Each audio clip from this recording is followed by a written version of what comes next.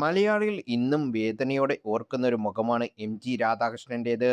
അദ്ദേഹത്തിന്റെ പാട്ടുകൾ കേൾക്കാത്ത ഒരു ദിവസം പോലും കടന്നു പോകുന്നില്ല. ലളിതഗാനങ്ങളും സിനിമാ പാട്ടുകളും കച്ചേരികളുമായൊക്കെ ഒരു കാലത്ത് സജീവമായിരുന്നു അദ്ദേഹം.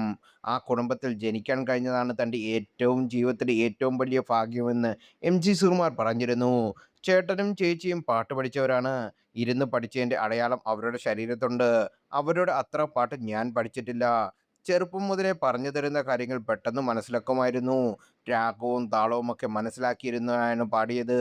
ചേട്ടന്റെ പരിപാടിയിലൊക്കെ പാടാൻ അവസരം തന്നത്. കച്ചേരിയിലൊക്കെ പോകുമ്പോൾ എന്നെയും കൂട്ടുമായിരുന്നു. അമ്മ വേണ്ടെന്ന് വെച്ച കുഞ്ഞായിരുന്നു ഞാൻ. ഒരു ആണിനെയും പെണ്ണിനെയും കിട്ടിയപ്പോൾ ഇനിയൊരു കുഞ്ഞ് വേണ്ടെന്ന് കരുതിയതാണ്. അമ്മയുടെ 40കളിലാണ് എന്റെ ജനനം. പ്രായവും വിഷമമായിരുന്നു. വേണ്ടെന്ന് വെച്ചതാണെങ്കിലും എങ്ങനെയോ ഞാൻ ജനിച്ചു. ഒരുപക്ഷെ അത് ഇവൾക്ക് വേണ്ടിയായിരിക്കാം എന്നായിരുന്നു അടുത്തിടെ ലേഖയെക്കുറിച്ച് പറയുമ്പോൾ എം.ജി. പറഞ്ഞത്. പാടാൻ തുടങ്ങി ഇത്ര കാലമായിട്ടും ഇന്നുവരെ താനൊരു മാനേജറെ വെച്ചിട്ടില്ലെന്നും അദ്ദേഹം വ്യക്തമാക്കിയിരുന്നു. കാര്യങ്ങളെല്ലാം പെർഫെക്റ്റായി ചെയ്യാറുണ്ട്. ലേഖയ്ക്കും കട്ടയ്ക്ക് കൂട്ടിനുണ്ടാകാറുണ്ട്. അതുകൊണ്ട് തന്നെ ഒരു മാനേജറെ വെക്കാൻ തോന്നിയിട്ടില്ലെന്നാണ് എം.ജി. പറഞ്ഞത്. എൻ്റെ ചേട്ടൻ എൻ്റെ ഓർമ്മ ദിവസം പ്രണാമം എന്നായിരുന്നു കഴിഞ്ഞ ദിവസം ഫേസ്ബുക്കിൽ എം.ജി. കുറിച്ചത്. നിമിഷ നേരം കൊണ്ടായിരുന്നു പോസ്റ്റ് ശ്രദ്ധ നേടിയത്. മരിച്ചിട്ടും കാണാൻ വന്നില്ലല്ലോ സഹോദരൻ എന്നായിരുന്നു ഒരാൾ കമന്റ് ചെയ്തത്. ശിവ നിന്റെ മാമനല്ലേ എൻ്റെ ചേട്ടനല്ലേ എല്ലാവർക്കും അറിയാൻ കാര്യം. ഒരു ജോലിയും ഇല്ല അല്ലേ എന്നായിരുന്നു എം.ജിയുടെ മറുപടി. ചേട്ടന്റെ ഏഴരത്ത് വരില്ല എന്ന് പറഞ്ഞ ആളോട് പോടാ എന്നായിരുന്നു എം.ജി പറഞ്ഞത്. ജ്യേഷ്ഠൻ മരിച്ച സമയത്ത് അമേരിക്കയിലായിരുന്നു എം.ജി ശ്രീകുമാർ.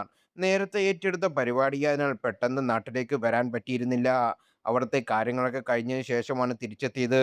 ചേട്ടനുമായി പ്രശ്നങ്ങളൊന്നുമില്ലായിരുന്നു മരിക്കുന്നത് വരെ. അദ്ദേഹത്തിന്റെ അവസാന ചടങ്ങുകളിൽ പങ്കെടുക്കാത്തതിനെക്കുറിച്ച് പലതരത്തിലുള്ള വ്യാഖ്യാനങ്ങളാണ് വന്നത്. അദ്ദേഹം ആശുപത്രിയിലായിരുന്ന സമയത്തായിരുന്നു ഞാൻ അമേരിക്ക പരിപാടിക്ക് പോകുന്നത്. അവിടെ പാടിക്കഴിഞ്ഞ് വന്ന് ഫോൺ നോക്കിയപ്പോഴാണ് ചേട്ടൻ പോയി എന്നുള്ള മെസ്സേജ് കണ്ടത്. കൂടെയുള്ളവരെല്ലാം അന്ന് എന്നെ ആശ്വസിപ്പിച്ചു. പരിപാടി ക്യാൻസൽ ചെയ്ത് നാട്ടിലേക്ക് പോവാമെന്നും പറഞ്ഞു. എന്നാൽ ലക്ഷക്കണക്കിന് നഷ്ടമായിരിക്കും വരിക. ഒരു ദിവസം വേണമെങ്കിൽ അഡ്ജസ്റ്റ് ചെയ്യാമെന്ന് ഷോയുടെ ഡയറക്ടർ പറഞ്ഞത്. അവിടെ നിന്ന് നാട്ടിലേക്ക് തിരിച്ചെത്തണമെങ്കിൽ 4 ദിവസമെടുക്കും. അത്രയും ദിവസം ചേട്ടന്റെ ബോഡി വെക്കേണ്ടി വരും. അമ്മാവന്മാരാണ് എൻ്റെ വിഷമം മനസ്സിലാക്കി വരേണ്ടതെന്ന് പറഞ്ഞത്. ബന്ധുക്കളെല്ലാം അറിയാവുന്ന കാര്യമാണെന്ന്. എന്നാൽ ചിലർ ഇത് തെറ്റായി വ്യാഖ്യാനിച്ച് പ്രചരിപ്പിക്കുകയാണ്. മനഃപൂർവ്വമാണ് ഞാൻ അങ്ങനെ ഒരു തീരുമാനം എടുത്തെന്ന് അവർ പ്രചരിപ്പിച്ചത്.